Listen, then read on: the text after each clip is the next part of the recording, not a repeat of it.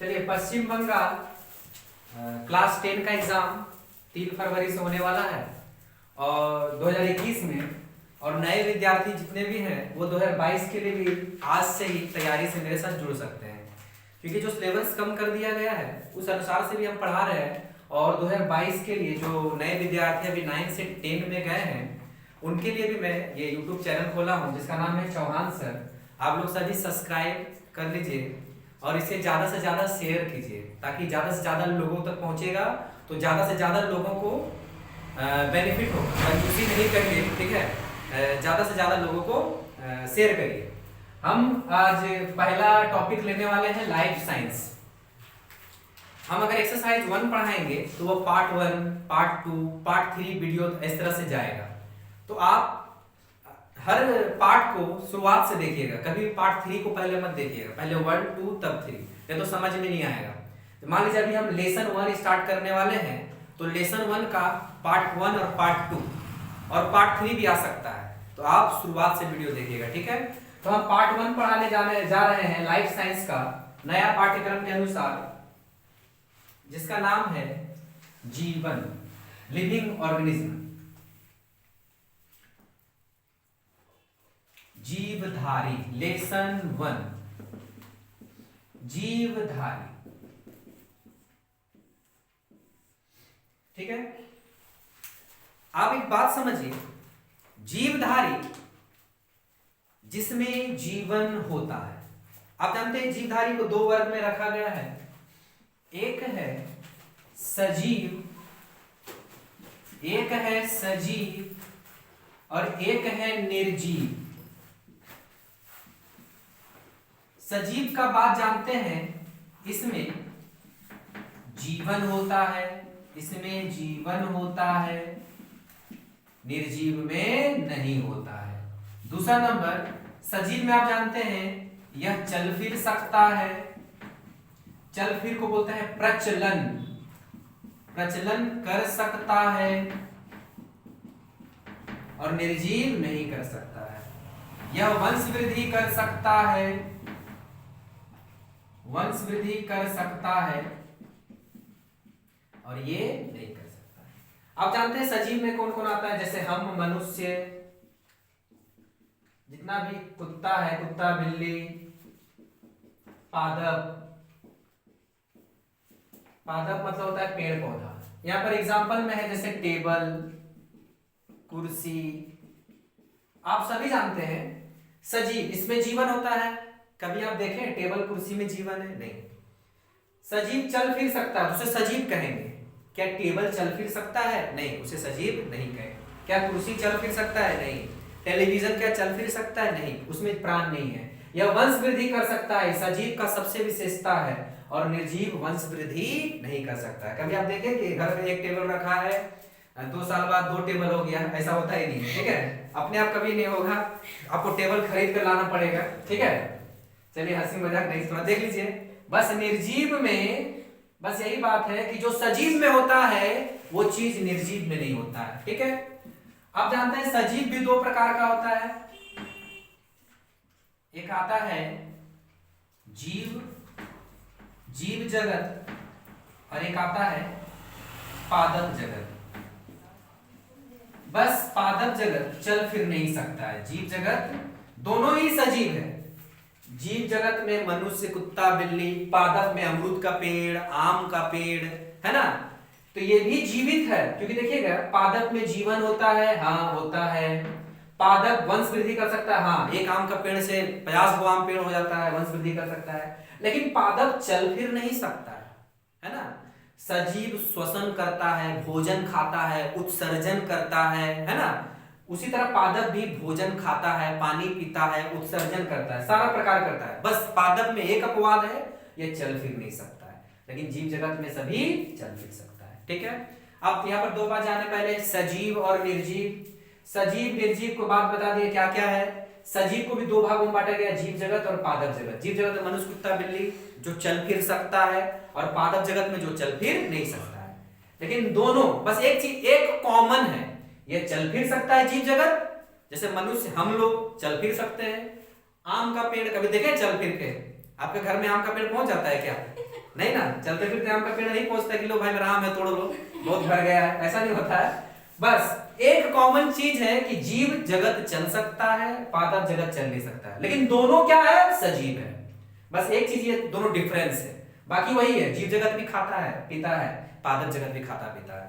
जीव जगत भी सांस लेता है, पादप जगत भी सांस लेता है। जीव जगत भी उत्सर्जन करता है, पादप जगत भी उत्सर्जन करता है। जीव जगत भी वंश वृद्धि करता है, एक जीव से दूसरा जीव, एक कुत्ता बिल्ली से बहुत सारा कुत्ता बिल्ली बन जाता है। उसी तरह पादप भी एक आम का पेड़ से बहुत सारा आम का पेड़, अमरूद का पेड़, अमरूद के पेड़ से अमरूद का पेड़ बन जाता है, तो वंश वृद्धि कर सकता है। अब एक और बात, क्वेश्चन आएगा आपके बोर्ड एग्जाम में कि सजीव और निर्जीव के बीच के कड़ी को क्या कहते हैं। उस सजीव और निर्जीव के ये बिचौलिया वाला जो है, बीच की कड़ी, बीच की कड़ी, पहला चैप्टर है, ध्यान से देखिएगा, एकदम शुरुआत से पढ़ा रहे हैं।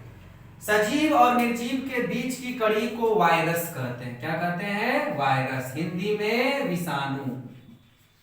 सजीव और निर्जीव के बीच की कड़ी को वायरस, हिंदी में क्या कहते हैं, विषाणु कहते हैं। ऐसा इसीलिए क्योंकि वायरस देखिए इस प्रकार का होता है, दंडाकार, गोलाकार, है ना, सर्पीलाकार, इस तरह से वायरस होता है। ये वायरस क्या होता है, सजीव में जाता है तो जिंदा हो जाता है, और यही वायरस टेबल कुर्सी में जाएगा तो मर जाएगा। तो मतलब दो तरह से बिहेवियर करता है, ये अपने आप जीवित भी हो सकता है और अपने आप मर भी सकता है। जैसे एक वायरस कुत्ता में चला गया तो वायरस जिंदा हो जाएगा क्योंकि कुत्ता जिंदा है, और यही वायरस अगर टेबल पे चला गया तो टेबल तो मरा हुआ है, तो निर्जीव है, तो ये वायरस भी मर जाएगा। इसलिए सजीव, क्वेश्चन आएगा, सजीव और निर्जीव के बीच की कड़ी को क्या कहते हैं, वायरस। ठीक है, लिख लीजिए। वायरस की खोज किसने किया था, आइवानोवास्की। इसकी खोज किसने किया, आइवानोवास्की। किससे किया था, तंबाकू के पत्ता से। किससे किया था, तंबाकू के पत्ता से। वायरस की खोज आइवानोवास्की ने तंबाकू के पत्ता से किया था। चलिए इसका स्क्रीनशॉट ले लीजिए। उसके बाद आगे का लिखवाते हैं। अब सारी चर्चाएं सजीव के बारे में होगी। आपको टेबल कुर्सी के बारे में पढ़ना नहीं है कि हमारा स्कूल का टेबल 4 पाई, डीएवी का टेबल 5 पाई का है, सनमेरी का टेबल में 1 पाई नहीं है, ऐसा नहीं पढ़ना है। ठीक है, तो आप लोग को निर्जीव के बारे में कुछ नहीं पढ़ना है, अब हम लोग को सजीव के बारे में पढ़ना है। ठीक है, आप लोग अच्छा से पढ़िए, हम बहुत अच्छा से पढ़ाएंगे। चलिए लिख लिए। अब हमको पढ़ना है नेक्स्ट क्वेश्चन। अब क्वेश्चन वाइज पढ़ना है, इसको तो इस तरह से लिख दिए होंगे आप लोग। अब क्वेश्चन वाइज पढ़ना है। पहला क्वेश्चन है, जैविक प्रतिक्रिया किसे कहते हैं, जैविक प्रतिक्रिया किसे कहते हैं, जैविक प्रतिक्रिया किसे कहते हैं। ध्यान सुनिएगा, जैविक प्रतिक्रिया, जैविक मतलब होता है जीवों में, जीवों में, प्रतिक्रिया मतलब होने वाली क्रिया, जीवों में होने वाली क्रिया। तो जीव में कौन सा क्रिया होता है भाई, कौन सा क्रिया होता है। हमारा में चिमनी लगा हुआ है, धुआं छोड़ता है, नहीं ना। तो जीवों में कौन सा क्रिया होता है, आप सब जानते हैं। पहला क्रिया होता है पोषण। पोषण मतलब होता है हम लोग भोजन खाते हैं और हमको एनर्जी मिलता है, तो पोषण से हमको क्या मिलता है, ऊर्जा। ठीक है। दूसरा नंबर, जीवों में होने वाली क्रिया, तो जीवों में कौन सी क्रिया होती है, पोषण। पोषण से क्या मिलता है, ऊर्जा। फिर होता है उत्सर्जन। उत्सर्जन मतलब हम जो भी खाते पीते हैं, पचने के बाद जो वेस्ट मटेरियल बच जाता है ना, उसे मल कहते हैं, और उसे शरीर से बाहर निकालने की क्रिया को क्या कहते हैं, उत्सर्जन। उत्सर्जन की परिभाषा क्या हुआ कि भोजन खाने के बाद, है ना, उसे उपापचय क्रिया होने के बाद जो अपचा, जो पचता नहीं है, जो भोजन बच जाता है और जिसे शरीर से बाहर निकाल दिया जाता है, उसे कहते हैं उत्सर्जन। तो उत्सर्जन क्या होता है, अपच पदार्थ को शरीर से निकालना, शरीर से निकालना।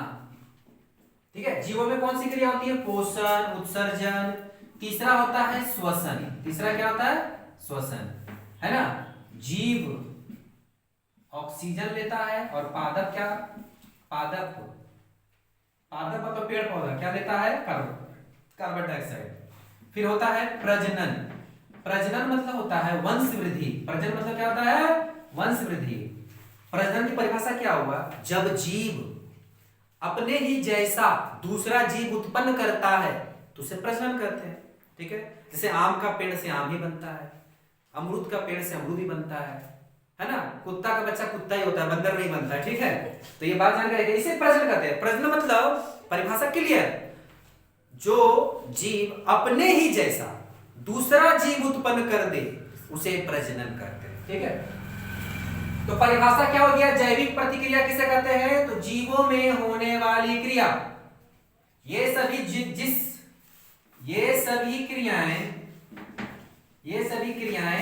जैविक क्रिया कहलाती है। जैविक क्रिया कहलाती है। और जैविक क्रिया किसमें होती है? जो जीवों में होती है, जीवों में होती है। ठीक है, टेबुल कुर्सी में श्वसन नहीं होता है। टेबुल कुर्सी खा के, है ना, अपचय पदार्थ को बाहर नहीं निकालता है। ठीक है, टेबुल कुर्सी कुछ खाता नहीं है, टेबुल कुर्सी प्रजनन नहीं कर सकता क्योंकि वो निर्जीव है। इसलिए जैविक क्रिया किसमें होगा? जीवों में होगा। बस कुछ क्वेश्चन आएगा, इसी तरह आपको लिखना है ना, एकदम टू द पॉइंट। आपको बोर्ड एग्जामिनर को इंप्रेस करना है, इसी तरह से आंसर लिख देना है और यहां पर इस तरह से क्लियर कर देना है कि जैविक प्रतिक्रिया किसे कहते हैं? तो जीवों में होने वाली क्रिया, पोषण, ऊर्जा, श्वसन, अपचय पदार्थ से बाहर निकालना, श्वसन, जीव-O2, पादप, प्रजनन, वंश वृद्धि, ये सभी क्रियाएं जैविक क्रिया कहलाती है जो जीवों में होती है। ठीक है, ये वाला परिभाषा लिख सकते हैं या तो सिंपल लिख सकते हैं, वह क्रिया, जैविक प्रतिक्रिया मतलब वह क्रिया जिसे जीव जिंदा रहने के लिए करते हैं। वह क्रिया जिसे जीव क्या कहते हैं? जिंदा रहने के लिए करते हैं, जैसे पोषण, उत्सर्जन, श्वसन और प्रजनन, है ना। और इन सभी क्रियाओं के सम्मिलित रूप को क्या कहते हैं? जैविक प्रतिक्रिया। ठीक है, ये बात समझ में आ गया। चलिए इसको स्क्रीनशॉट ले लीजिए। उसके बाद आगे दूसरा क्वेश्चन करवा रहे हैं। दूसरा क्वेश्चन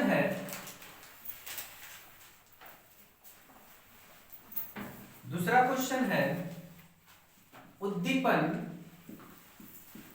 या संवेदनशीलता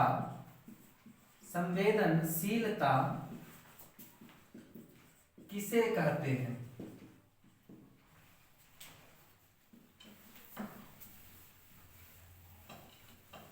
ठीक है, पहला चैप्टर में एक क्वेश्चन है, उद्दीपन और संवेदनशीलता किसे कहते हैं? ध्यान समझिएगा मेरा बात को। ठीक है, ध्यान समझिएगा, उद्दीपन और संवेदनशीलता एक ही बात है, थोड़ा सा डिफरेंस से समझिएगा। उद्दीपन और संवेदनशीलता किसे कहते हैं? जैसे हम लोग को जैसे ही कांटा गड़ जाता है तो पैर उठा लेते हैं, है ना। ऐसा थोड़ी होता है, कांटा पर पैर रखने के बाद दिमाग बोलता है कांटा गड़ गया, ओ गड़ गया, अच्छा हटाओ, ऐसा बात थोड़ी होता है। कांटा गड़ने पर ही अपने आप हट जाता है हाथ। ठीक है, गर्मी लगने पर, धूप तेज लगने पर अपने आप हाथ ऐसे कर लेते हो, है ना, कि धूप लग रही है। सनमेरी वाला ज्यादा करता है। ठीक है, तो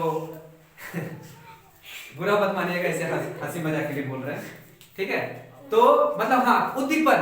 ठीक है, और जैसे ही पूरा ठंडा आता है तो हम लोग स्वेटर पहन लेते हैं, है ना। गर्मी आता है तो हम लोग स्वेटर नहीं पहनते हैं। तो ये गर्मी आना, ठंडा आना, ये किसका प्रभाव है? वातावरण। किसका प्रभाव है? वातावरण। ठीक है, वातावरण के प्रभाव से, किसके प्रभाव से? वातावरण के प्रभाव से जीव अपने आप को वातावरण के अनुसार बनाए रखने की कोशिश करता है। जैसे अभी है ठंडा, वातावरण में ठंडा है और हम लोग जीव हैं, और यह जीव अपने आप को किसके अनुसार ढालना चाहता है? ठंडा के अनुसार, है ना। इसलिए हम लोग स्वेटर पहन लिए। गर्मी आएगा तो गर्मी में वातावरण का तापमान बढ़ जाएगा और हम लोग जीव क्या करेंगे? वातावरण के अनुसार ढलेंगे। तो ढलेंगे क्या? गर्मी में स्वेटर पहन लेंगे? नहीं, कुछ भी पहन के घूम सकते हैं, मतलब मोटा मोटा गद्दा पहन के ओढ़ के घूमेंगे? नहीं, हम लोग एकदम हल्का कपड़ा पहन के घूमेंगे। ठीक है, तो वातावरण के प्रभाव से जब जीवों की क्रियाएं प्रभावित होती है। क्रिया मतलब काम। वातावरण में गर्मी है तो हमारा काम प्रभावित हो गया, हम लोग क्या कर दिए, एसी लगा दिए, है ना, ठंडा के लिए हल्का कपड़ा पहनने लगे। अभी ठंडा का दिन है, वातावरण है, तो हम लोग क्रिया बदल गया, आग तापते हैं, है ना, आपका स्वेटर पहन लेते हैं। तो उद्दीपन किसे कहते हैं, वातावरण के प्रभाव से,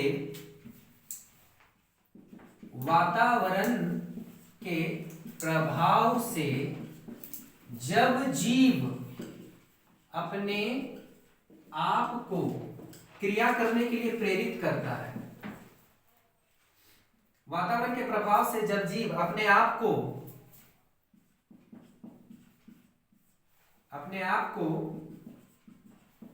क्रिया करने के लिए प्रेरित करता है।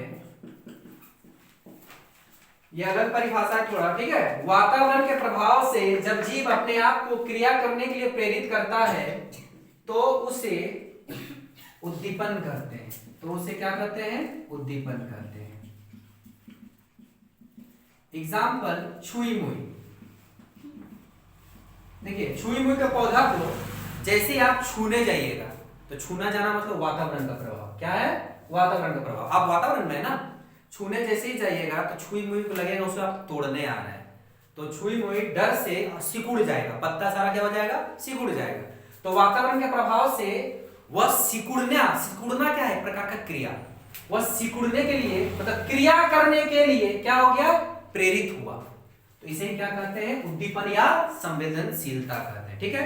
जैसे अभी ठंडा है वातावरण, और ये ठंडा हमको कौन सी क्रिया करने के लिए प्रभावित कर रहा है, स्वेटर पहनने के लिए। भाई ठंडा है, स्वेटर पहन, ठीक है। तो उद्दीपन किसे कहते हैं, वातावरण के प्रभाव से जब जीव अपने आप को क्रिया करने के लिए क्या करता है, प्रेरित करता है, तो उसे क्या कहते हैं, उद्दीपन कहते हैं।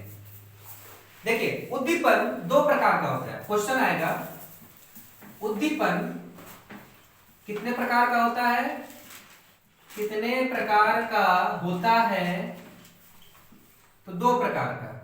एक होता है धनात्मक उद्दीपन, धनात्मक उद्दीपन, और दूसरा नंबर होता है बस ऋणात्मक उद्दीपन। बस इतना याद रखना है, इसके बारे में समझा दे रहे हैं। धनात्मक उद्दीपन क्या है, ऋणात्मक उद्दीपन क्या है, इसके बारे में समझा दे रहे हैं, ध्यान समझिएगा।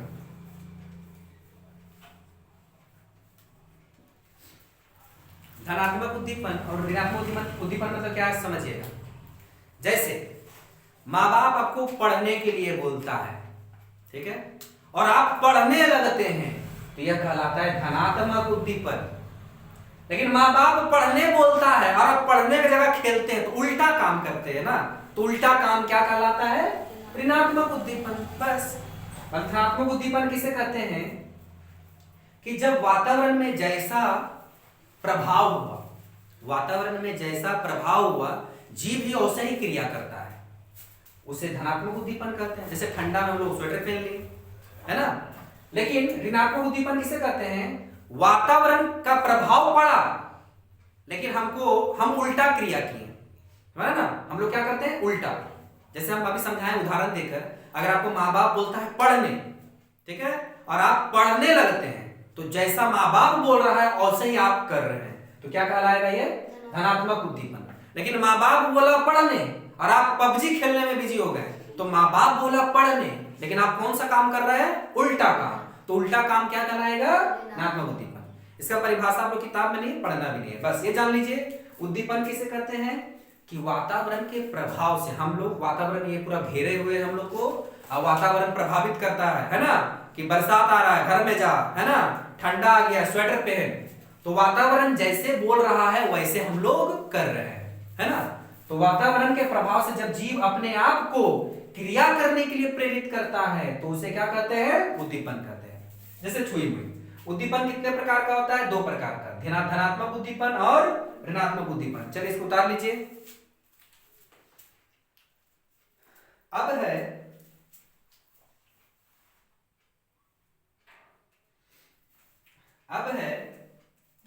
नेक्स्ट चौथा नंबर क्वेश्चन,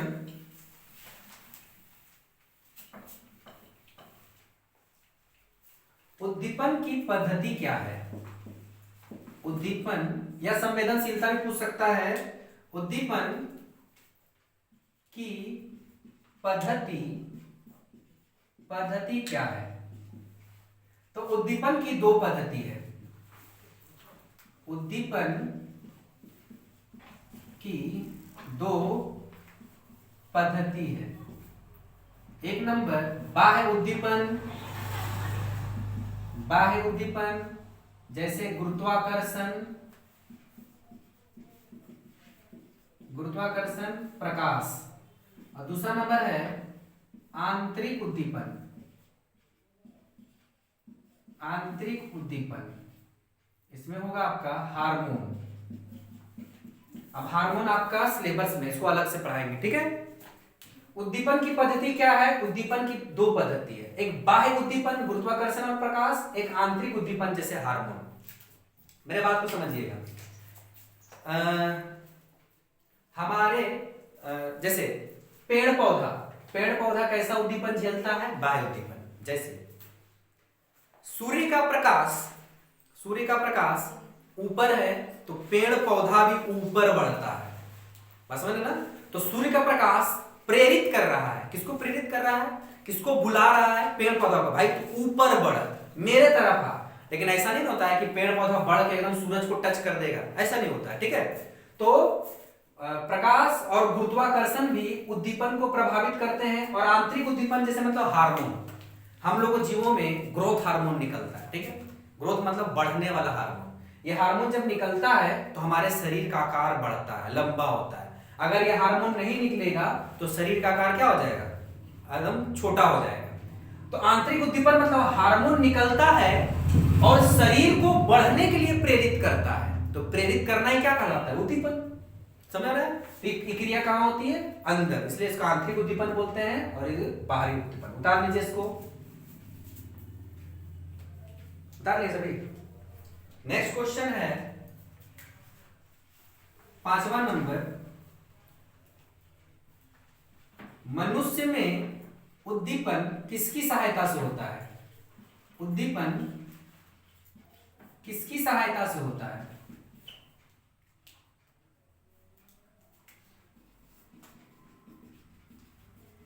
देखिए आंसर है हार्मोन और तंत्रिका तंत्र। तंत्रिका तंत्र समझिए, अभी हार्मोन के बारे में बताया। तंत्रिका तंत्र क्या होता है? शरीर में तार बिछा हुआ है। जैसे आप देख रहे हैं यह हमारा यहाँ पर हाथ है और हाथ में यह तार यहाँ से बहुत सारा जुड़ा हुआ और मस्तिष्क में जुड़ा हुआ है। इस तार को ही बोलते हैं तंत्रिका तंत्र। जैसे हाथ में पिन चुभाएंगे तो पिन चुभाना क्या है? उद्दीपन। पिन चुभाना क्या है? उद्दीपन, वातावरण का प्रभाव। तो वातावरण के प्रभाव से हमारा तंत्रिका तंत्र उस चुभन को एब्जॉर्ब करता है कि हाँ, बोलता है कि हाँ चुभ रहा है, और यह तंत्रिका तंत्र इसको दिमाग तक ले जाता है। तो दिमाग इसको प्रोसेसिंग करता है, जैसे मोबाइल में प्रोसेसर होता है, दिमाग प्रोसेसिंग करता है कि हाँ भाई यहाँ गड़ रहा है, यहाँ चोट लग रहा है, तो आप हाथ उठाकर झाड़ने लगते हैं, या हाथ में दर्द होता है और आप हाथ को मतलब दबाने की कोशिश करते हैं, ठीक है। तो बाहरी उद्दीपन क्या है? पिन का चुभना। पिन जैसे ही चुभता है तो हमारा तार, ऐसा ना, यहाँ से तार जुड़ा हुआ है, तार मतलब तंत्रिका तंत्र, यहां से यहां तक, माथा तक, मस्तिष्क तक इस संवेदना को ले जाता है। पैर कट जाता है तो पैर में दर्द होता है, तो उस दर्द को मस्तिष्क तक पहुंचाने वाला कौन है? तंत्रिका तंत्र, है ना। आंख से कोई चीज भी देखते हैं तो दिमाग में जाता है, तो दिमाग मेन है, ठीक है। इसलिए पुलिस लोग बोलते हैं हेलमेट पहनो, है ना। चलिए ध्यान देखिएगा, मान लीजिए अगर पैर में कुछ चोट लग गया, या पैर में घाव है, या पैर को कोई दबा रहा है कस के, या आपको कोई मतलब कुछ ढेला पत्थर से फेंक कर मार दिया तो चोट लगेगा। इससे क्या लगेगा? चोट। तो कहीं भी चोट लगेगा, उस चोट एक क्या है? एक प्रकार का संवेदना है। एक प्रकार क्या है? संवेदना। यह संवेदना कहां तक जाएगा? मस्तिष्क तक। कहां तक जाएगा? मस्तिष्क तक जाएगा, और मस्तिष्क इसको प्रोसेसर करेगा। तो मनुष्य में उद्दीपन किसकी सहायता से होता है? हार्मोन और तंत्रिका तंत्र। तंत्रिका तंत्र क्या है? शरीर में बिछा हुआ क्या है? जाल है, तार है। और वही तार क्या होता है? जैसे मान लो हमको यह अंगूठा हिलाना है, तो यहां से तार जुड़ा हुआ है। क्या जुड़ा हुआ है? तार। तो मान लीजिए अंगूठा हिलाना, मान लिया अंगूठा हिलाना, ये अंगूठा हिलाना है, तो यहाँ तार जुड़ा हुआ है और ये तार मस्तिष्क तक है। तो ये अंगूठा हिलाना क्या है? उद्दीपन। क्या है? एक प्रकार का उद्दीपन। चलिए समझ में आ गया। अब छठा, पादप में उद्दीपन किसकी सहायता से होता है? किसकी सहायता से होता है? ध्यान रखिएगा, पादप में उद्दीपन हार्मोन की सहायता से होता है। किस सहायता से? हार्मोन की सहायता से। क्योंकि इसमें तंत्रिका तंत्र नहीं पाया जाता है, क्रॉस नहीं पाया जाता है। तो क्वेश्चन आएगा, मनुष्य में उद्दीपन किसकी सहायता से होता है? हार्मोन और तंत्रिका तंत्र से। पादप में उद्दीपन किसकी सहायता से होता है? तो केवल हार्मोन से, तंत्रिका तंत्र से नहीं। इतने बातों को नोट कर लीजिए।